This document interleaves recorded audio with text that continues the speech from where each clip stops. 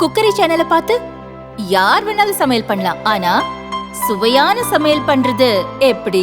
நான் இதயம் நல்லெண்ணெயில சமையல் பண்றேன். ஆஹா ஓஹோன்னு பாராட்டுறாங்க. நீங்களும் இதயம் நல்லெண்ணெயில சமையல் பண்ணுங்க, பாராட்ட வாங்குங்க. தினம் தோறும் வாங்குவே இதயம் இதயம். அனைவருக்கும் வணக்கம். ஒரு வார காலமாக ஜெர்மனி, இங்கிலாந்து பயணத்தை நான் மேற்கொண்டேன். மன நிறைவோடு நான் திரும்பி இருக்கிறேன். இந்த பயணத்தை பொறுத்தவரையில் மாபெரும் வெற்றி பயணமாக அமைந்திருக்கிறது. மொத்தம் 15,516 கோடி ரூபாய் மதிப்பிலான முதலீடுகள், அதாவது 15,516 கோடி ரூபாய் மதிப்பிலான முதலீடுகளை ஈர்த்து 17,613 பேருக்கு வேலை வாய்ப்பு அளிக்கக்கூடிய வகையில் 33 புரிந்துணர்வு ஒப்பந்தங்கள் போடப்பட்டிருக்கு. தமிழ்நாடு மேல நம்பிக்கை வச்சு 10 புதிய நிறுவனங்கள் தொழில் தொடங்குவதற்காக முன்வந்திருக்காங்க.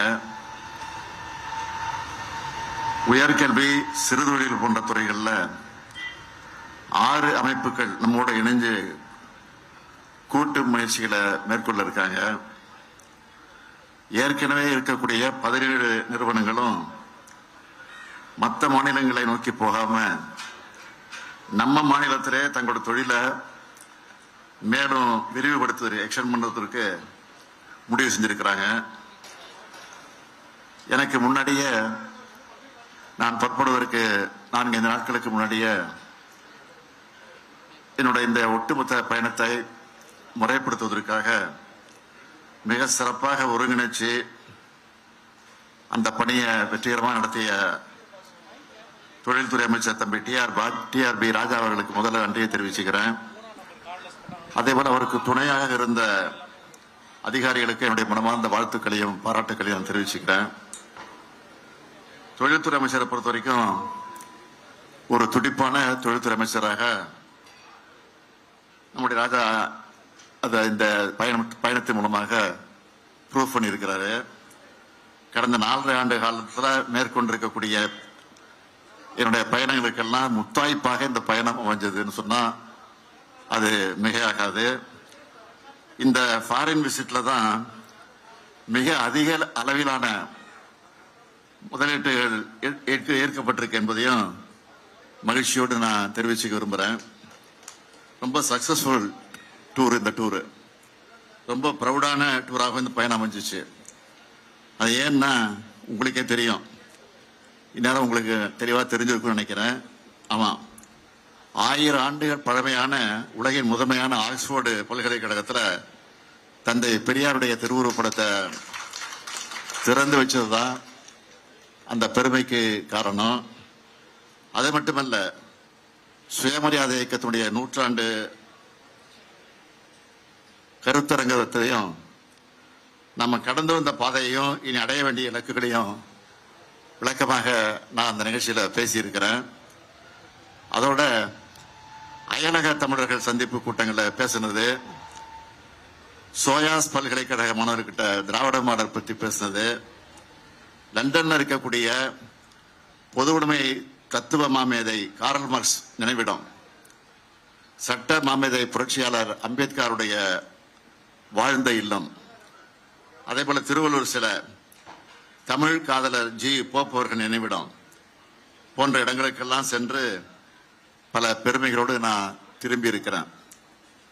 முதலீடுகளை ஈர்க்க சென்ற முதலமைச்சராக மட்டும் இல்ல, பெரியாரின் பேரனா, திராவிட இயக்கத்தை சார்ந்த தலைவரா, சுயமரியாதை உள்ள ஒரு தமிழனா, இந்த பயணம் எல்லா வகையிலும் எனக்கு பர்சனலா மறக்க முடியாத பயணமாக அமைஞ்சிருக்கு.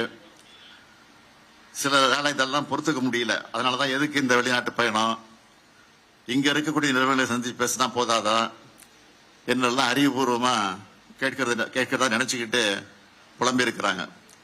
அவங்களுக்கெல்லாம் நான் சொல்றது என்னன்னு கேட்டீங்கன்னா, ஜெர்மனியில நடந்த இன்வெஸ்டர்ஸ் மீட்ல நிறைய ஜெர்மன் கம்பெனி வந்திருந்தாங்க. அப்போ நம்ம தமிழ்நாட்டை பத்தி எடுத்து சொன்னதும் பல முதலீட்டாளர்கள் என்ன சொன்னாங்க தெரியுமா? தமிழ்நாட்டில் இவ்வளவு பொட்டன்ஷியல் இருக்குன்னு இப்ப நீங்க சொன்ன பிறகுதான் தெரியுது. இதுக்கு முன்னாடி வேற ஒரு மாநிலம் தான் தங்களோட பொட்டன்ஷியலை பத்தி பெருமையா சொல்லிட்டு இருந்தாங்க. இனி நிச்சயம் தமிழ்நாட்டை நோக்கி நிறைய முதலீட்டாளர்கள் வருவாங்கன்னு சொன்னாங்க.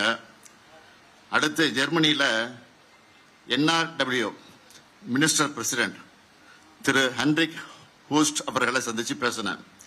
அவரும் அதையே தான் சொன்னாரு.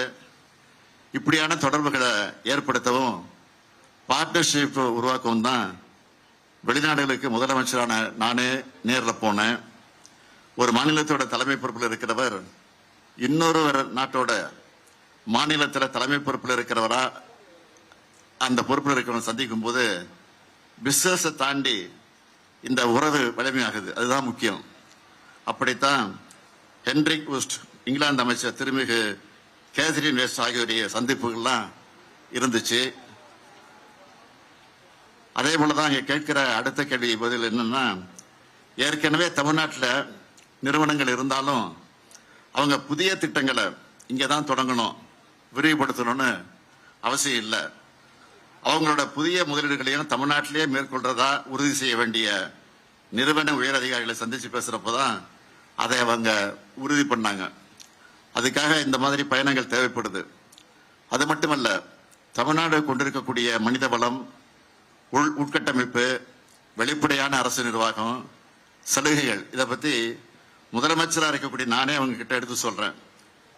இப்போ கையெழுத்தான ஒப்பந்தங்கள் மட்டும் இல்ல, இன்னும் பல முதலீடுகளும் பல நிறுவனங்களும் இந்த சந்திப்புனால நிச்சயம் தமிழ்நாட்டுக்கு வரும்னு நம்பிக்கையும் கொடுத்திருக்கிறாங்க.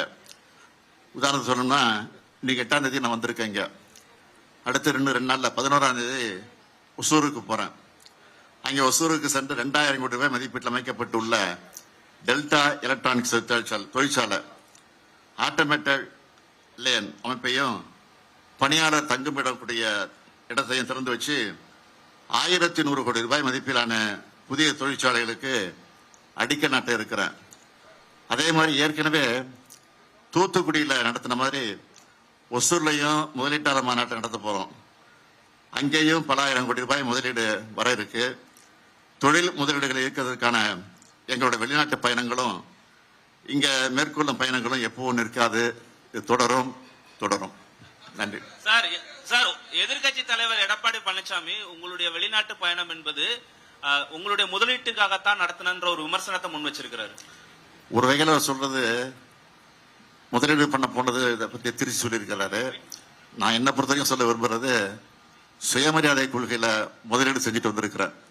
அந்த பெரியாருடைய உணர்வுகளை, பெரியாரை பத்தி அந்த நாட்டில் முதலீடு பண்ணிட்டு வந்திருக்கேன். அதுதான் உண்மை. அதுதான் அந்த அடிப்படையில் சொல்லியிருப்பாரு நினைக்கிறேன். சார், அதிமுக செங்கோட்டையன் அவருடைய பதவி பறிக்கப்பட்டிருக்கு, இதை பத்தி உங்களுடைய கருத்து என்ன சார்? ஆக்கபூர்வமான கருத்துல பேசிட்டு இருக்கிறோம். இந்த அக்கபூர்வமான கையில் தான் கேட்குறீங்களா? சார், தமிழர்களை சந்திச்சீங்க. தமிழர்கள் தமிழ்நாட்டில் முதலீடு செய்யணுங்கிற மாதிரி அழைப்பு விடுத்தீங்க. அவங்களோட எதிர்பார்ப்பு என்னவா இருக்கு சார்? அவங்களோட ஆர்வம் என்னவா இருக்கு? அளவு கடந்து ஆர்வமா இருக்கிறாங்க. அதான் சொன்னேன், ஏற்கனவே தெளிவா சொல்லியிருக்கிறேன். போட்டி போட்டுக்கிட்டு அவங்க முதலீடு செய்யறது தயாரா இருக்கிறாங்க. அதே மாதிரி தான் அந்த நிலையை நேரடியாக நாங்களே பார்த்தோம். நன்றி.